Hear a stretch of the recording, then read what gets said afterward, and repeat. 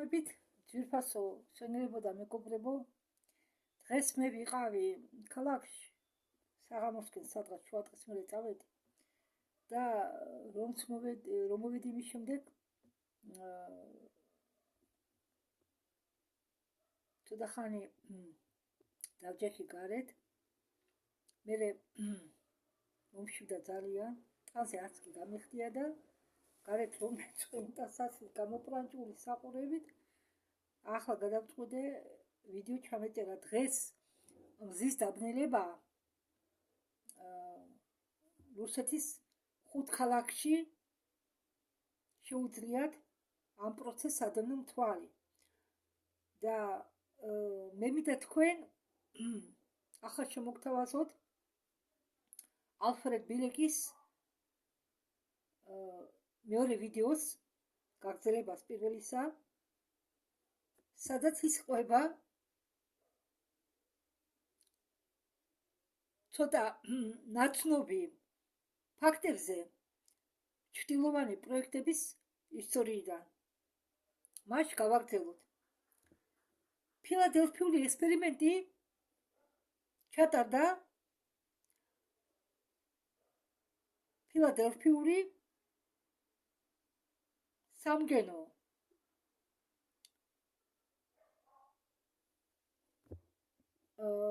ეს ფილადელფიული ექსპერიმენტი ჩატარდაო გემსაშენებლო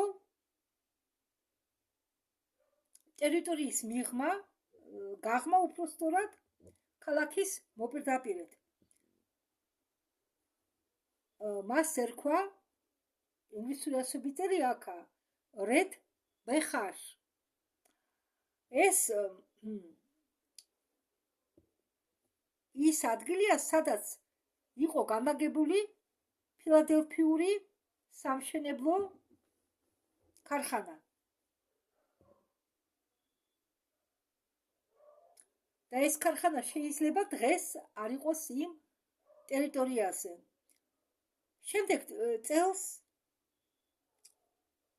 აპირებდნენ მაგის დახურვას. ელდრიჯი არის გემის დასახელება, რომელზეც ჩატარდა ექსპერიმენტი. ოფიციალურად აქ ეს კაცი ამას არ ამბობს, მაგრამ გახსოვთ მეთქე ვიდეო დაგიდეთ ფილადელფიურ ექსპერიმენტზე და იქ იყო ნათქვამი, რომ სინამდვილეში ექსპერიმენტში მონაწილეობდა 3 გემი, მაგრამ ოფიციალურად იყო აღნიშნული მხოლოდ 1 გემი, სახელწოდებით ელდრიჯი. ცდების დროს ეს გემი მდინარით გაატარეს. აქ მანძილი ძალიან დიდი არისო, სადაც ურე იყო სიგანეში მინიმუმ 3 კილომეტრი. ჩვენ გავიარეთო სადღაც კილომეტრი ნახევარი საწყისი წერტილიდან. არ ვიცი მე აქ თქვენ რას გაიგებთ, მეც ვერ ვხედავ ასოებს. აი ის უჩვენებს ამ რუკას, სადაც ყურე იყო, რომელი ყურეც გაიარეს. აი ეს მუქი, ალბათ მუქი ხაზი რომა. ეს კი არის ფოტოგრაფია, ფოტო ცნობილი გემისა სახელწოდებით ელდრიჯი. ეს არის ის ელდრიჯი. ეს გემია, რომელმაც მიიღო მონაწილეობა ექსპერიმენტში. და იმ ვიდეოშიც აღნიშნე მე, ეს კაციც ამბობს, რომ პატარა უпростоრად ნიშნულოვანი ნაწილი იმ დანადგარისა, რომლითაც ჩაატარეს ექსპერიმენტი, იმყოფებოდაო ამ გემზე შიდა განაყოფში. ამ გემზე იყო დაყენებული სპეციალური ანტენა, რომელიც შეიმუშავეს სპეციალურად. ხო, მეო ეს ბოლო ფოტო არის, რომელიც მე თქვენ განახეთო. მე თქვენო არა ვერ ახვდერო დანადგარს, მაგრამო როგორც გითხარით, ეს დანადგარი იმყოფებოდაო გემის შიგნით პალუბას ქვეშ სპეციალურ განაყოფში. და იყო ეს ანტენა იყო სპეციალურად შემუშავებული ტიტაციнд ბრაუნით. ეს იყო სპეციალური ყველგან მიმართული საანტენო ბადე. პროექტი ფენიქსი ჩაატარეს ლონგ-აილენდის დაბოლოებაში. ანუ რა ლონგ-აილენდი ახლა გავიგებ. აგერ ალფრედი უჩვენებს აგერ ჯოხით ადგილს, სადაც ტარდებოდა ეს ექსპერიმენტი და სადაც იყო ეს საბოლოო ლონგ-აილენდი. ეს არის ტერიტორია. აი, უჩვენებს. აი ამ ბოლოში, რომ გვანახებს ჯოხით, ჩატარდაო აი ამ ადგილას ეს ექსპერიმენტი. ხო, იქ არისო პარკი, იქ არისო ქალაქი მონტოკი, როგორც მე თქვენ წაგიკითხეთ. ეს არისო სამთავრობო პარკი და სამხედრო ბაზა და რაც ამ რუკაზე არ არისო აღნიშნული. და ამ ტერიტორიის ბოლოში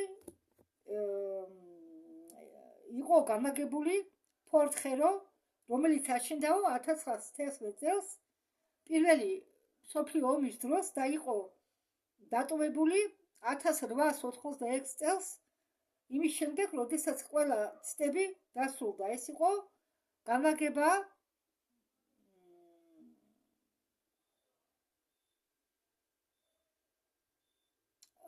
ბოლო მეორე მხრის წერტილისა დაბოლოებისა, ორი ექსპერიმენტისა, ასე ვთქვათ. აი აქ იყო პროექტი ფენიქსი, მისი მთავარი ბაზა. ერთ დროს ეს ადგილი იტევდა 25 საოპერაციო ბაზას და ეს იყო ბაზა, რომელმაც გამოიწვია გაერთიანება და იყო გააქტიურებული. თუ ადრეო თქვენ არ გინახიათო ამდაგვარი ფოტოები, დღეს მე თქვენ განახებთ ორს, ახლა განახებთ. პირველი ფოტო ესაა.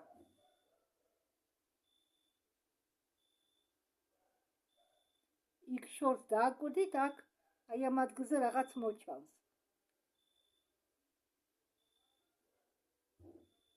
და ეს არისო ის, რასაც თქვენ ნახავთო, როდესაც მონტოკის აღმოსავლეთით წახვალთო. იქ ხომ ხედავ რაღაც ჯვარისებული შენობები დგას.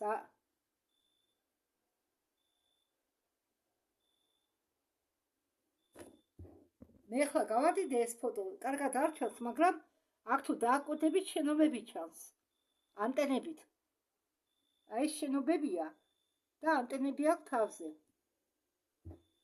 ანტენის სიმაღლე 18 მეტრამდეა, სიგანე 31 მეტრი და იწონის 125 ტონას. თუ თქვენ წახვალთ ბაზაზე და ბაზა დახვდა ღიად, თქვენ შეგიძლიათ იქ შეხვიდეთ, მაგრამ ეს უნდა გააკეთოთ ღირსით.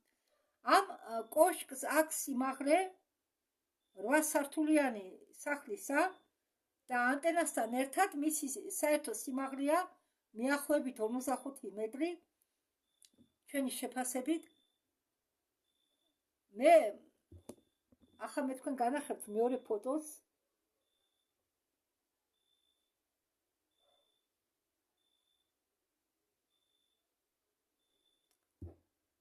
ხო და ამ კოშკზე თქვა, აგერ კოშკი რომ მოჩანს. აგერ აი ეს.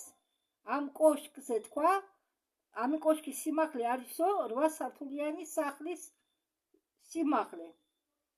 და ანტენიანად საერთო ჯამში მათ აქვს სიმაღლე 45 მეტრამდეო. ახლა მე თქვენ შემოგთავაზებთ სლაიდს. აი ეს არის 5 განზომილებიანი კოსმოსური სამყარო. ხო და ამ ეს სლაიდი ბევრი ცნობილიაო, მას აქვს გიგანტური ტაროიდის ფორმა, ანუ ტორა და არის სტრუქტურა. აქ ნაჩვენები არისო მათემატიკური მოდელი, რასაკვირველია ჩვენ გვაქვს ცენტრალური დროის დინება, ცენტრის გავლითო და ის არისო ნაკლებად ლინიალური, ანუ ნაკლებად წრფედი. ეს ის არისო, რასაც ჩვენ უწოდებთო დროს, რომელსაც ჩვენ ზომავთო. მეოთხე განზომილება. რასაკვირველია, ჩვენ გვაქვს ეს სპირალური სტრუქტურა გარე მხრიდანო, რომელიც სინამდვილეში აწარმოებსო დროის დინების სიჩქარეს და მას ეწოდება T2 და არისო მეხუთე განზომილება. და ისო, რასაც მინდაო მე დღეს შევჩერდეო, ეს ის არისო, ახსნაო თუ როგორ არისო ეს ყველაფერი მოწყობილი. ახლა ვიგაჩვენებთ. იცოდეთ? ახლა მე თქვენ ამას კარგად გაჩვენებთ.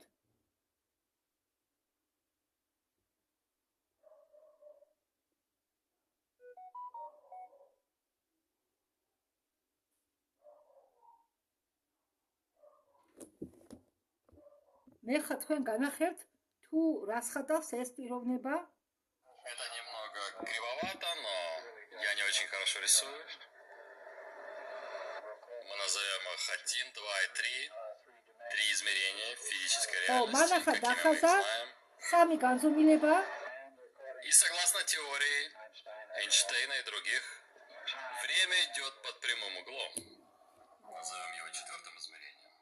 და ეინშტეინი დასხობა როგორც ქვესო, დრო მიედინებაო სწორი კუთხით. და თვითონ ამ დროს ჩვენ ვუწოდოთო მეოთხე განზომილება. განზომილება აგერ პუნქტებით აქვს აღნიშნული. ხო, ჩავთავოთო, ამას ვუწოდოთო მეოთხე განზომილება. ეს არისო სწორი კუთხითო აგერ დაიწყო პირველი, მეორე და მესამე განზომილება. ეს კი პუნქტი არის მეოთხე განზომილება. თეორიულად ეს სამი ფიზიკური განზომილება მიედინებიან და არსებობენ დროში. დროის გარეშე ჩვენი რეალობა, ჩვენი ფიზიკური რეალობა არ იარსებებდა. მიახლოებით ეს სწორი კუთხე, რომელიც გვაჩვენა იმ კაცმა, სწორი კუთხეა, ეს დრო არის სწორი კუთხე და ეს დრო მიედინება სიჩქარით, რომლის გაზომა ჩვენ შეგვიძლია ამ ტაროიდის დროის შიგნ. მაგრამ არის მნიშვნელოვანი ასპექტი და ის ძალიან მნიშვნელოვანია. ჩვენ სინამდვილეში გვაქვს მეხუთე განზომილება და მას როგორც გითხარით, ავტორმა უწოდა T2. ეს ნომერი 5. და თუ თქვენ ნახავთო, დააკვირდებთო იგივე ტაროით და ამოჭრითო სექციას მისგან, ეს იქნებაო ეშმაკური მომენტი, რომელიც სინამდვილეში არისო კიდევ ერთი ვექტორი ამ მეოთხე განზომილების ბოლოში და ეს ვექტორი არის მეხუთე განზომილება. ნახოთ აბა, ჩვენ სინამდვილეში გვაქვს მეხუთე განზომილებაც და მას უწოდებს T2-ს ეს პირიქითა და აი ეს წრე რომ დახატა ახლა აფრედმა ამას გულისხმობს. ის სტილოს ჩვენ აგვიხსნას. და თუ თქვენო, აი ზედა რო გაჩვენეთ მე ტაროიდი მგვრალი, მაქედან რაღაც სექტორს ამოჭრითო, ეს არისო მეოთხე განზომილების ახალი ვექტორი და აი ამ კაცმა აგერა ზევით აწია ეს პუნქტირული ხაზი. ეს არის მეოთხე განზომილების ახალი ვექტორი. მე რომ თქვენ განახეთ ახლა ტორი კონსტრუქცია, თუ იქიდან ამოჭრითო სექტორს გაჩნდებაო ახალი ვექტორი მეოთხე განზომილების, აი ეს, რომელიც გადადისო მეხუთე განზომილებაში. და ქმნიანო წრეს და ამ ბრუნის დროსო, ამ ბრუნის განმავლობაში სპირალისებური ბრუნვა ხდება წინ ორიენტაციისაკენ, როგორც ჩვენ ვამბობთო.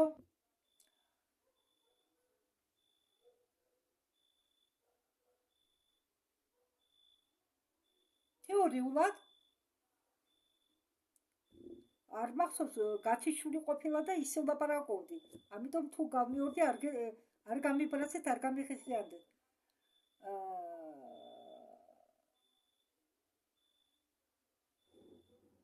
ელდრიჯის ამ გემის სახელწოდებით ელდრიჯის გარშემო იყო შექმნილი ველი და ელდრიჯის გაჩერება ამ ველში მიზანი ელდრიჯის გაჩერების ამ ველში იყო ის, რომ უნდა შეეცვალათ მისი სიჩქარე სპირალისებურად. თუ თქვენ ცვლით სიჩქარეს სპირალისებურად, თქვენ ცვლით დროის დინებას, მაგრამ თქვენ არ ჭირდებათ გემის აჩქარება, რომის სრულიად გაქვეს. ის, რაც თქვენ უნდა გააკეთოთ, არის რაღაც უჩვეულო. თუ უნდა გააკეთოთ ისე, რომ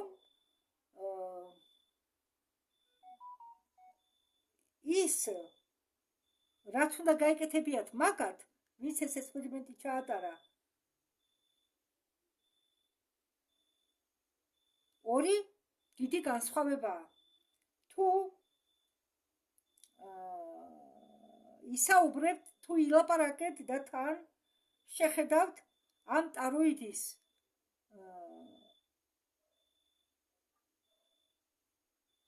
ასე ვთქვათ, თუ შეხედავთო ამ ტაროიდის კიდეს, ჩვენი რეალობა არისო აქ. ახლა დააკვირდით ამ სურათს, ამ ფოტოს. ეს არის ტორი, მაგრამ სპირალისებურადაა დახვეული. ნახეთ, ახლოს მივიდა. სპირალებს ხომ ხედავთ? ხო, სპირალისებურადაა დახვეული და ერთდროულად ხნის ტორს. და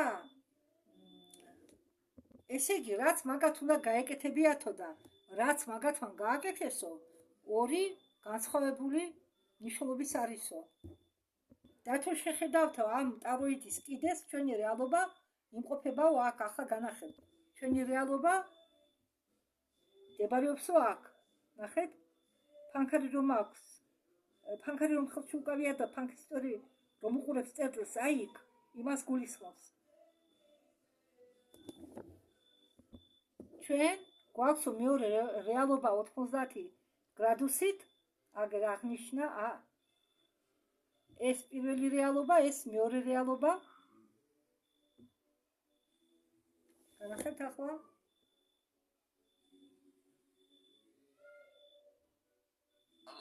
Третью, четвертую, можно даже иметь пятую.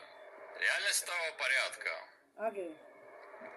находится на 90 градусов. მეორე, მესამე, მეოთხე და მეხუთე. Но нам не нужно переносить Элдридж так далеко в плане времени.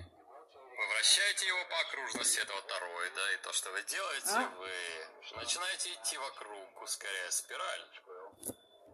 И затем вы фиксируете его. ელდრიჯის მესამე წრე რომ განახებთ, ელდრიჯის ამ შიშორეზე გადატანა არ იყო საჭირო. ხო, ეს რომ აგიხსნათ, მე რუსულად კი ჩავთი, მაგრამ ბერმა შეიძლება რუსული არ იცოდეს. ხო, და თუ კიდევ გავიმეორებ, თუ ამ ტაროიდი რომ განახეთ, სპირალისებურად დახვეული, კიდეს შეხედავთო, ჩვენი რეალობა იმყოფებაო, კიდევ განახეთ.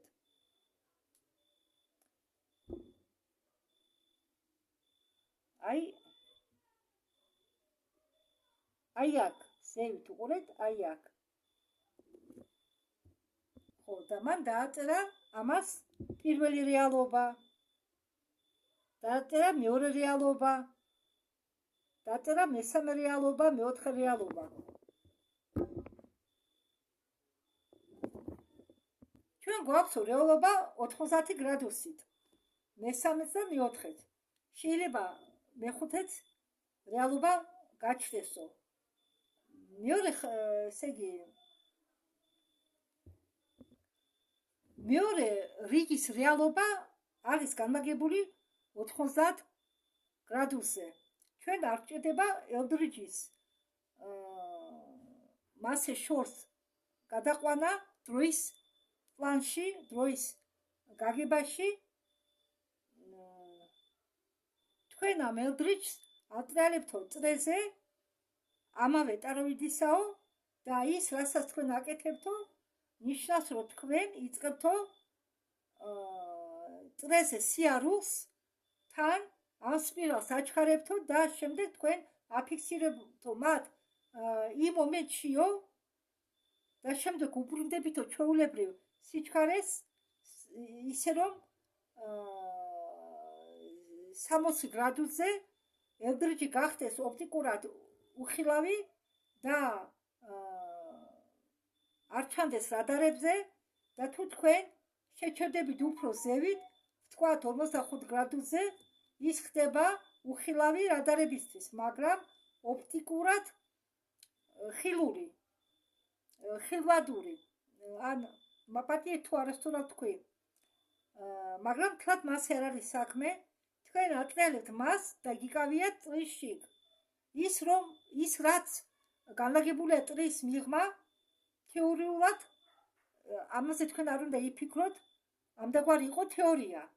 მაგრამ რასაკვირველია, ერთი ასპექტი აქ ძალიან საინტერესოა, ზუსტად ის კი, რომ ელდრიჯი და გენერატორები ქმნიდნენ ველს მეექვსე თადა რიგისა, იმისთვის რომ მანიპულირება გაეკეთებინათ მეხუთე თადა რიგის ველისთვის, რომელიც იყო T2 ან მეორე თადა რიგის დრო. ხო, მესმის ცოტა რთული ეს სქემა უნდა დახატო. მე კიდევ განახატ თქვენ მის სქემას. ჩვენ გვაქვს 5 თადა რიგი, 5 განზომილება, როგორც არ უნდა დაარქვათ ამას ჩვენ რეალობაში და როდესაც უბრუნდებით იმას, რომ ბობმა გუში წინ თქვა, ჩვენი გვაქვს 6 განზომილებად თადა რიგი, რომლებიც არიან იზოლაციად დანარჩენი 5-ის მიმართ. და ესე იგი, обратная вселенная.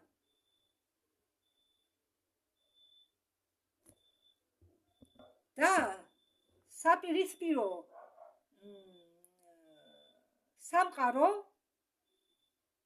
და ეს არისო, მოიცადეთ, გავიმეორებ ისევ ამ წინადადებას. ჩვენ გვაქვსო 6 თადა რიგი განზომილება, რომლებიც არიან იზოლაცია დანარჩენი 5-ის შეფარდებაში და ეს არისო საპირისპირო სამყარო მატერიის ანტიპოდი და ჩვენ შეგვიძლიათ გავიდეთ მე-11 საზღვრებს მიმართ, რაც იყო ცნობილი ფონ ნემონისთვის და შეგვიძლია აღმოჩნდეთ ჰიპერსილცეში მე-12 თადა რიგში. იმისთვის რომ ეს პროექტი ამუშავდეს ელდრიჯის ამოგდების პლანში, ჰიპერსილცეში და ბუშტის შესაქმნელად და დროში გახლეჩვის სრული შესაქმნელად საჭირო იყო მე-12 თადა რიგის ფუნქცია. ახლა ელდრიჯი უნარიანია შეასრულოს მე-6 თადა რიგის ფუნქცია, რაც ელდრიჯს არ ყოფნიდა. მე მახსოვსო საუბრები ფანელმონთან ყველაფრის შემდეგ, რაც მან ისაუბრა. ეს საუბარი მოხდა წლების შემდეგ და ელდრიჯს ჰქონდაო შესაძლებლობა 6 თადარიგობაზე და პროექტ ფენიქსს ჰქონდა შესაძლებლობა 8 თადარიგობაზე, საიდანაც სადღაიდან გამოჩნდა კიდევ 4 თადარიგი. და ეს 4 თადარიგი გაჩნდა ძალიან საინტერესო ეფექტიდან გამომდინარე. პროექტი ფენიქსს შეეძლო გამოიგდო 8 თადარიგი ფუნქცია, მაგრამ მას ჰქონდა უნარიანობა, შესაძლებლობა ეს მეხსიერების შენახვის სისტემების დახმარებით მისი ქსელის და ელექტრონული ქსელის ბადეების დახმარებით. და ეს არის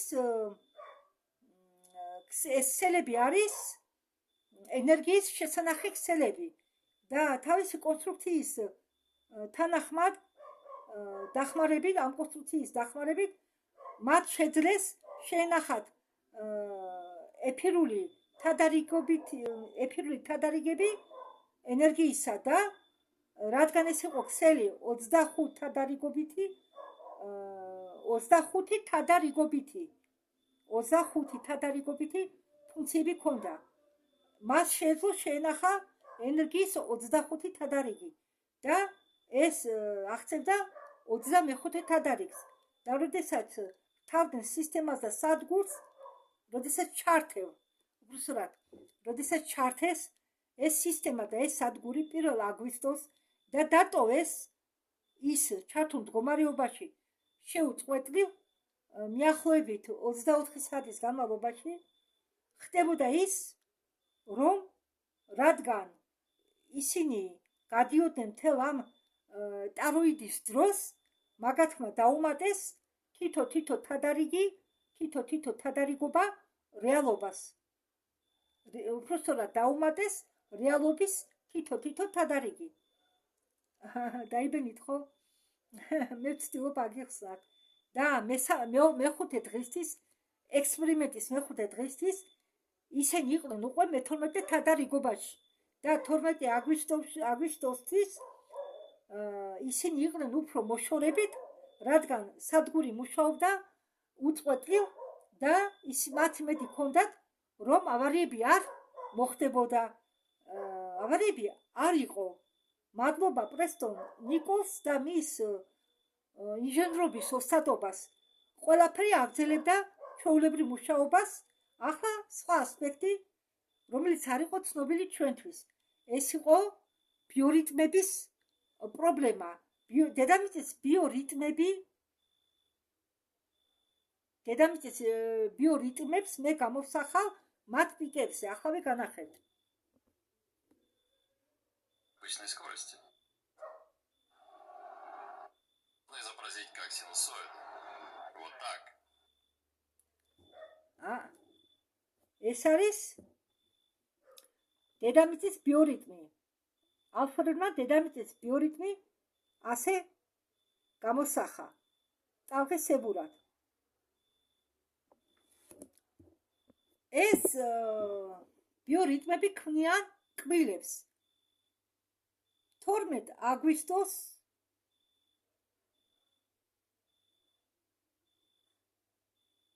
ესე იგი დაწყებული 12 აგვისტოდან 20 წლის განმავლობაში ეს ბიორიტმები მუშაობენ. ახლა თქვენ რომ სქემა გაჩვენეთ ამდაგვარად დედამიწის ბიორიტმები. ეს გვეხება ჩვენ აგრეთვე 2003 წელი. აი ამ სქემის აი აქ ერთი წუთით გაჩვენებთ ახლა. აი აქ შუაში, აი აქ, სადა აი აქ, ამ შუაში მოხდა გადაკვეთის წერტილი, უბრალოდ იქ შუაში იყო გადაკვეთის წერტილი, რომელიც უნდა მოხდარიყო თუ მოხდა 63-ში. ხო, 63-ში უნდა მოხდარიყო გადაკვეთის წერტილი. ეს არნიშნავსო, რომ ეს ცვლისო პოლარობას, მაგას არნიშნავსო. გაჩნდაო პრობლემა და პრობლემა შედგებაო შემდეგში. დროსაც ქონიაო ტალღები, ისევე სწორამდგარი ტალღები, როგორც აქვს ელექტრომაგნიტურ თეორიას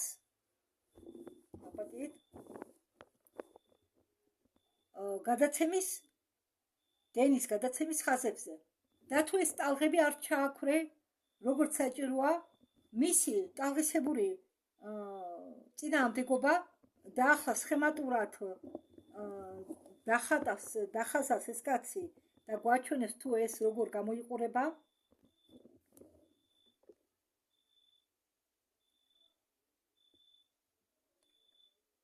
მოიცადეთ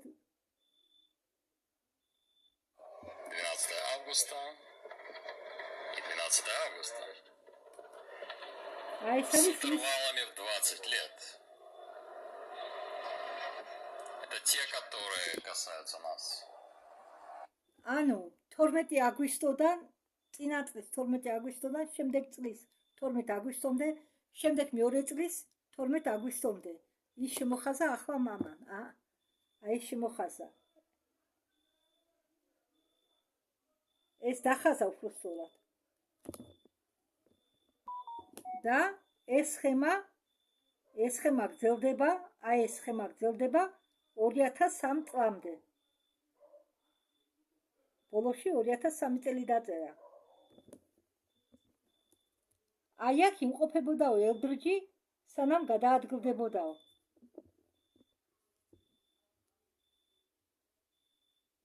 აი აქ იმყოფებოდაო პროექტი ფენიქსი, ის საათად განძრეულაო, აი ამ ადგილზე.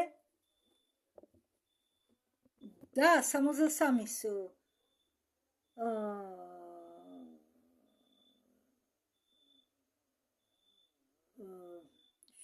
როგორ გითხარ? ახლა დავიფენი. დახლილი ვარ. შუა 63 წელსო არაფერი არ მოხდარაო. კიდევ ერთი საინტერესო რამ მოხდაო. როდესაც ჩვენ ვიწყებთ დროის გავლით სიარულს და მან ახლა ხაზი დახაზა და წერტილები აღნიშნა და დათარიღება დააწერა 53, 63 და 83. ახლა თქვენ განახებთ მე ასეთი ხაზი დახადა, გაუსვა და წერტილები აღნიშნა აქ 53, აქ 63 წელი, აქ 83 წელი. და ეს ამდაგვარად მოჩანდაო გვერდიდან. და ეს წრე დახატა ახლა ამან, წრე. ეს არისო წრეო, რომელიც შედგებოდაო 40 წლისაგანო. ანუ წრე ხანძლივობით 40 წელი. საჭიროებსო გაიარო 40 წელი, სრული 40 წელი და კიდევ 20 წელიო იმყოფებაო სინქრონიზაციის წერტილში 180 გრადუსით ფაზის გარეთ, ფაზის მიღმა და ეს შეიძლება გამოსახო როგორც სინუსოიდი. ახლა განახეთ.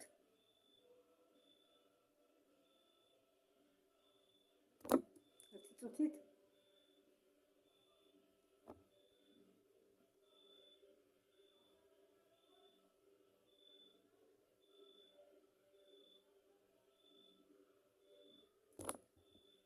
ხო და აქ წერტილის გადაკვეთის წერტილი არისო 63 წელი, მაგრამ ეს არისო ბრტყელი რეპრეზენტაცია, ეს არ ნიშნავსო რომ ის ცვლისო პოლარობას პრინციპში, მაგრამ ის მაინც იცვლებაო. შეიქმნაო პრობლემა.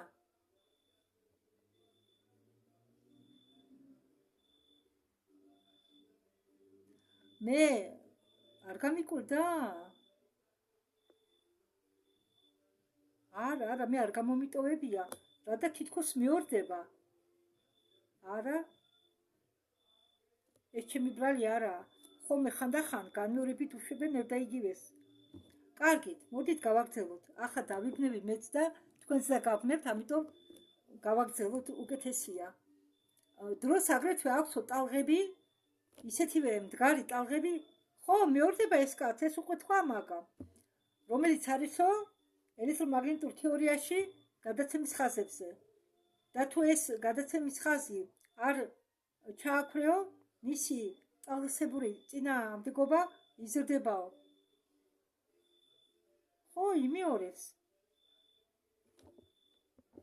აგერ ახლა ალფრედმა დახაზა იზოლირებული ხაზი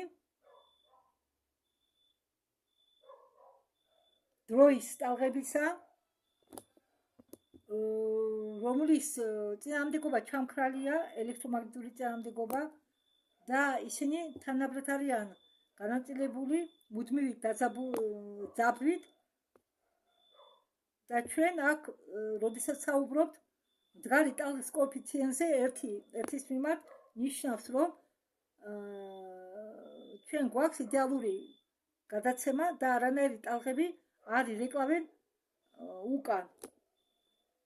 თუ ეს ჩამქრალია, როგორც საჭიროა, აქ ტალღისებური წინააღმდეგობრივი, ასე ვთქვათ, წყაროს წინააღმდეგობრივი მოძრაობა და გადაცემის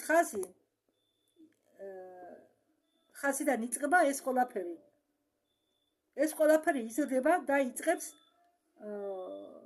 ჩამოსვლას დონით დაბლა და ისევ იწყებენ ზედგაზრდას და გადიან მაღალ დონეზე. ეს იწვევს მდგარ ტალღებს. ეს მდგარი ტალღები, წერტილები ასე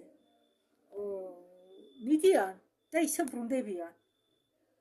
ეს ძალიან ცუდია, რადგან თქვენ იღებთ უზარმაზარ ძაბვის დონეს და თეორიულად მათ შეუძლიათ წავიდნენ და დაუშვათ რომელიმე ბოლოში ჩააქვრენ ან თეორიულად გააგრძელონ სიარული, მაგრამ ეს არ ხდება ფიზიკური მიზეზებიდან გამომდინარე და ეს პრობლემა აქვს დროსაც.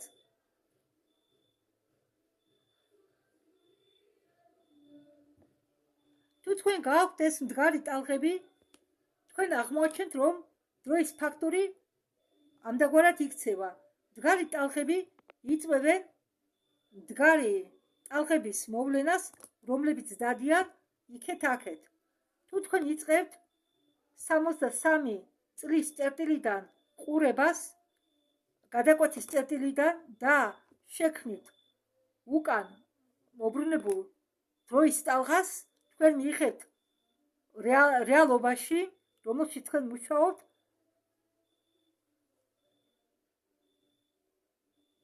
ხელოვნურ რეალობაში, რომელიც მიმაგრებულია ორივე დასაცურს, ორივე დაბოლოებას და კონკრეტულად 93 წელს პროექტ ფენიქსში თქვენ შეგეძლოთ გენერირება დროის უკანა ტალღისა და რაც მოხდება, როდესაც თქვენ გააქვთ ორი ერთმანეთის წინააღმდეგ მიმავალი ტალღები, რომლებიც არტყამენ ფიზიკურ დედამიწას ერთდროულად და რაც მე გავიგე ახლახანო.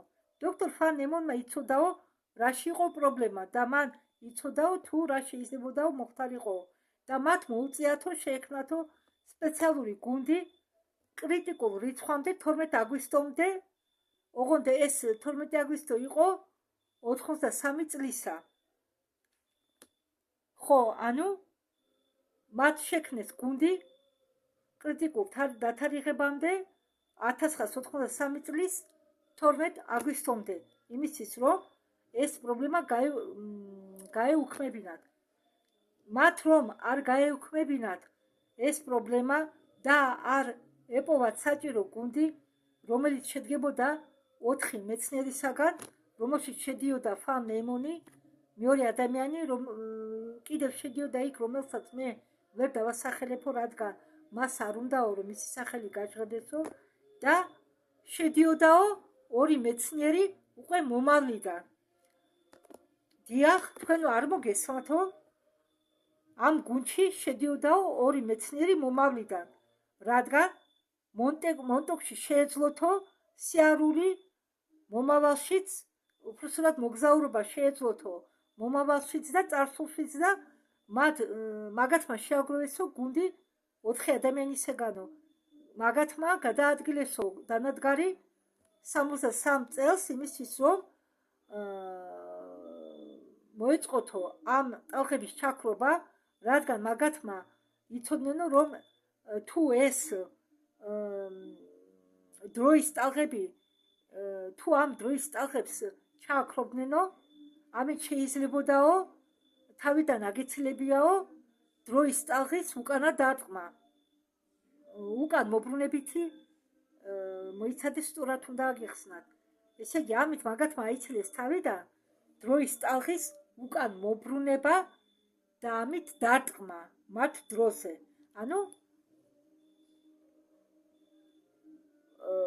როგორც მოქცევა და მიმოქცევა და დამავიწყდა. როგორც ხდება მოქცევის და მიმოქცევისა. უკან ამ წყლის მაპატიედ უცებ ვერ გავიხსენე. და წარმოიდგინეთ, რომ ეს გუნდი არ შეექმნა და რომ დანადგარი არ გადაეტანა 63 წელს, რა მოხდებოდა? ეს უკან მობრუნებული დროის ტალღა, რომელიც შეაჩერეს ამ მოქმედებით, ეს დროის უკანა ტალღა დარტყმისაც გახეთქავდა ტექტონიკურ სტრუქტურას ჩრდილო ამერიკული კონტინენტისა, მოგლიჩავდა კონტინენტის ზედა ნაწილს სრულიად თვით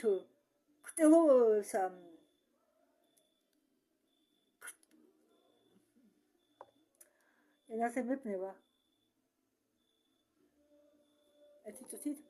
თვით ქტიურ თებამდე. ესე იგი, ამ მუთის ამოგლიჯვაც შეეძლოთ 150-200 მეტრის სიღრმეში. ოკეანე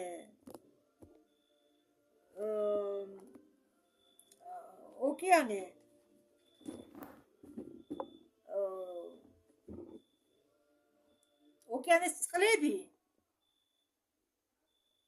ჩაიქცეოდა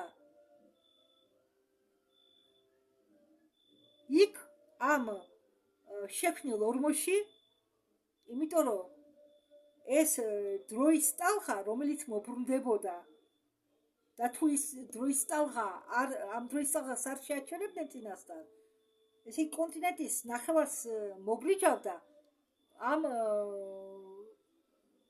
თევზს, ქტიურ თევზს,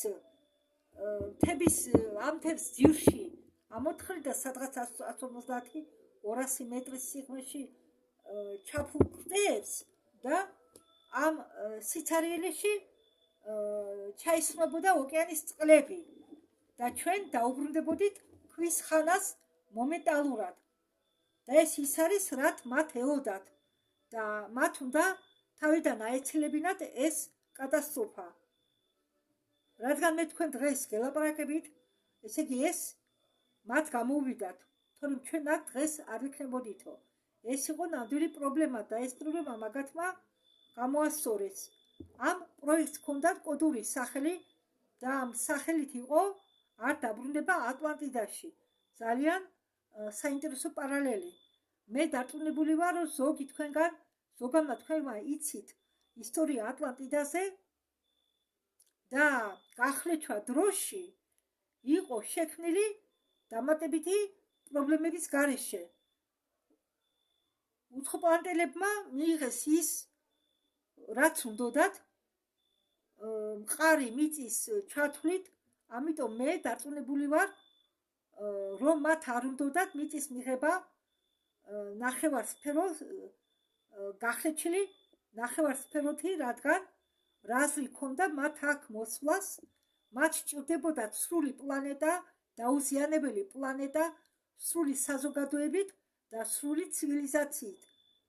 და ეს კიდევ ყველაფერი არ არისო. ეს პრობლემა უნდა მოეგვარათო და ეს პრობლემა მოაგვარესო. აქ არის ძალიან ბევრი ასპექტი. მე არც კი ვეცდები გავაკეთო მათემატიკური გათვლები, რადგან მე ვიცი, რომ მახსოვს ბევრი მათგანი პრესტონ შეძლო ამის გაკეთება თუ მომდებოდა, მაგრამ პრობლემა იყო გადაწყვეტილი ტალღა იყო ჩამქრალი, ხალხი თავის გზას გაყვა. ეს არ იყო სამთავრობო პროექტი, დაიჯერებთ თუ არა, ეს იყო კერძო ძალის ხმევა და ეს იყო გაკეთებული თადარიგობით მდგომარეობაში. ხალხი, რომლებიც მონაწილეობდნენ ამ პროექტში, უпроსტად ხალხი, რომლებიც მონაწილეობდნენ ამ პრობლემის ამოსაფრქვევად, არ იყვნენ მთავრობიდან. მე საერთოდ ეჭვიც კი მეპარებო, რომ მთავრობას ეს ამბავი ცოდნოდაო დღემდე და ფიზიკური ასპექტები ჩვენი რეალობისა დარჩა უვნებელი, მაგრამ ჩვენ აქ გვაქვსო ერთი პრობლემა. როგორ იყო ეს ყველაფერი ორგანიზებული და ასე გადაწყვეტილი და ვინ ჩვენ უпроსტად ჩვენ როგორ შევძლებთ კოორდინირება კომუნიკაციისა უცხო პლანეტების გარეშე, დოქტორ კოსტენის გარეშე, მათ ისინი ვერ გაიგებდნენ, რომ რამე პრობლემა არსებობდა, რადგან ცდები 53 წლის 22 ივლისს ელდრიჩზე ამ ცდებმა 23 წლის 22 ივლისს ელდრიჩზე არ გამოავლინა ანომალური ეფექტები. იმ ფაქტის გარდა, რომ ელექტრომაგნიტური ველი ძალიან მოქმედებდა გუნდზე, მაგრამ გემი არ ქრებოდა და მას არაფერი ემართებოდა. როდესაც ის დაბრუნდა 12 აგვისტოს 4 საათის შემდეგ, ფიზიკურად გემს ჰქონდა დაზიანებები და რასაკვირველია, ხალხი იყო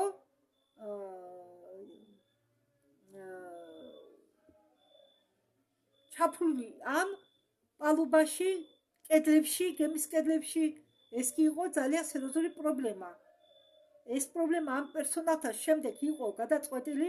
მე არ ვიცი რა ტექნოლოგია მოიხმარეს, მაგრამ საბოლოოდ ეს პრობლემა გადაწყვეტეს და ფეივანს შეხვეწენ, თხოვენ და დაბრუნებოდა პრობლემას, რომელიც მოხდა 47 წელს და ენახათ თურისი აღდგენა შეიძლებოდა. მან ეს გააკეთა და ეს პრობლემა აღმოფრქვა. ჯერ მას უნდა მოეგონა კომპიუტერი, თანამედროვე ელექტრონული კომპიუტერი იყო დოქტორ ჯონ ფეიმონის ასე ვთქვათ შვილობილი, განვითარებული კვლევების ინსტიტუტიდან. ეს იყო პირველი შექმნილი, ჯერ კიდევ ბოლომდე არ იყო გამზადებული, მაგრამ უკვე ფუნქციონირებდა 52-ში და დამთავრებული სისტემა კომპიუტერთან ერთად 53 წელს ბორცზე, უпроსტად და 53 წელს ამ კომპიუტერთან ერთად მოხდა შემდეგი ცდები უკვე სხვა გემზე. იქ მე არ ვიყავი, რადგან ვეფებმა ჩათვალა, რომ დრო იყო ჩემი გაქრობის. ეს ცდები 53-ში იყო წარმატებული, მაგათმა ამ პროექტს შეუცვალენ სახელი და პროექტ ცისარტყელისაგან, ისე იგი პროექტი ცისარტყელა გახდა პროექტი ფენიქსი. ეს იყო უდანასარი პროექტი, რომელიც ფარდა ყველა სხვა პროექტებს და მრავალი წლების განმავლობაში მრავალი ტექნოლოგიების თაობები გახადეს უფრო პრაქტიკული.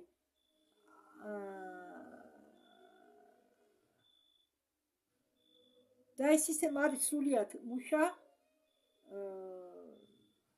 მე ფოზიდან წამოვიდი 47-ში, მე ვიცოდი ძალიან ბევრი და გავიგე ძალიან ბევრი ინფორმაცია. მე ვიძიებდი ლოს-ალამოსის დერეფნებში ინფორმაციას და ვიღაცამ ჩათვალა მეთაურობიდან, რომ მე დრო იყო მე წასულიყავი, მაგრამ ნაწილი ამ პრობლემისა და ამ ტალღების ჩაქრობის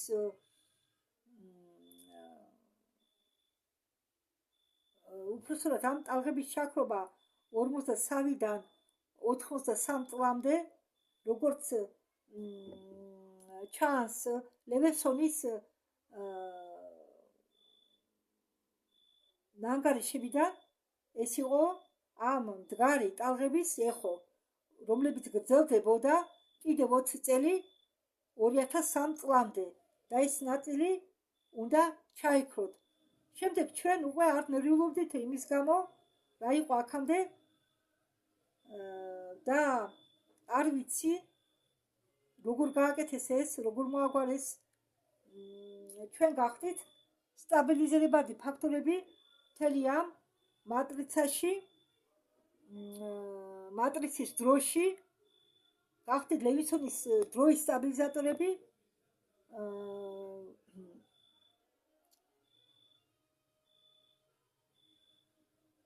რომლებიც ხას თვალს ადენებდნენ იქნება ამ სიტუაციას 2003 წლამდე. ეს 2003 წელი უკვე გავიდა. და როდესაც ჩვენ არ დავჭირდებითო ამათ რა იცი რა მოხდებაო, აგრეთვე მე მონაწილეობდიო პროექტში არ დაბრუნება ატლანტიდაში. მე არ ვიცი ზუსტად იქ რა იყო გაკეთებული, მაგრამ მე ზუსტად ვიციო რომ ეს პროექტი იყო წარმატებული და მე ფიქრობ რომ მე ყველაფერი აღწერიო მოკლედ პრობლემები, რომლებიც შეიქმნა ამ ორი პროექტებისგანო, იყო აღმოფხვილი და ფენიქსი შეწყდა ღამის 12 საათზე საბოტაჟის გამო და შემდგომ უკვე ფენიქსი არავის არ გაუაქტიურებია, მაგრამ არის ახალი ფენიქსი სხვა ადგილას, რომელიც აგრეთვე მუშაობს და უცხოპლანეტელებმა იცოდნენ მათ რა უნდათ და მიიღეს ის, რისთვისაც მოვიდნენ. ჩვენ დღეს გვაქვს პრობლემა უცხოპლანეტელებთან, მაგრამ რომელსაც მე ვერ ვისაუბრებ. თუ თქვენ დარბაზს მიმართავს, თუ თქვენ გაქვთო კითხვები, მე მაქვს 2 წუთი დრო და შევეცდები თქვენ კითხვებზე უპასუხოთო.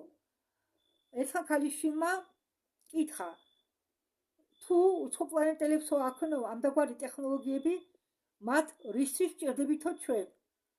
ჩვენ უპასუხა ალფრედმა, ჩვენ მათ სჭირდებითო 2 მიზეზით. შეიძლება 3 მიზეზითაცო. ჯერ ერთი ტექნიკის პლანში მათ სჭირდებათ რომ ჩვენ შექმნათ ტექნიკა მათ სპეციფიკაციების მიხედვით. რისი გაკეთება ჩვენ ახლა შეგვეძლია. რაც ორიონელებს ეხება, ისინი არიან ამ საქმეში ჩათრეული, არიან რთულ სამხედრო ოპერაციებში ჩათრეული და საერთო ომში ჩათრეული, რომელიც ხდებოდა კოსმოსში. ჩვენ იმედი გვაქვს, რომ მათი ომები არ მოაღწეს დედამიწამდე. მეორე მიზეზი არიან რუხები. რუხებს სჭირდებათ, რომ უпроსტად რუხებს სჭირდებათ, რუხებს ჩვენ ვჭირდებით როგორც სხეულები გენეტიკური ექსპერიმენტებისთვის, ახალი რასების შესამუშავებლად. და ამაში აგრეთვე მონაწილეობენ ЦРУ და ჩვენი მთავრობა. თუმად ძალიან გასაიდუმლოებულია ეს ყველაფერი. ისინი საქმე ადობენ ექსტრემალური გენეტიკური ექსპერიმენტებით და შემუშავებებით ბევრი ახალი რაღაცებისა, აგრეთვე იმპლანტების ახალი ტიპის ჩათვლით, რომლებიც ბიოლოგიურები არიან და არა უბრალოდ მყარი ჩიპები. და ეს არის მხოლოდ ერთი კენჭერო აისბერგისა. ჩვენ მათ ჭირდებით ამის გამო. კიდევ ერთი შეკითხვა და ამით ვამთავრებო. კარგით. ეს ახლა კითხვა პასუხი აქ არა ჩაწერილი და ვიდეო ამით დამთავრდა. მადლობა ყურადღებისთვის. დროებით.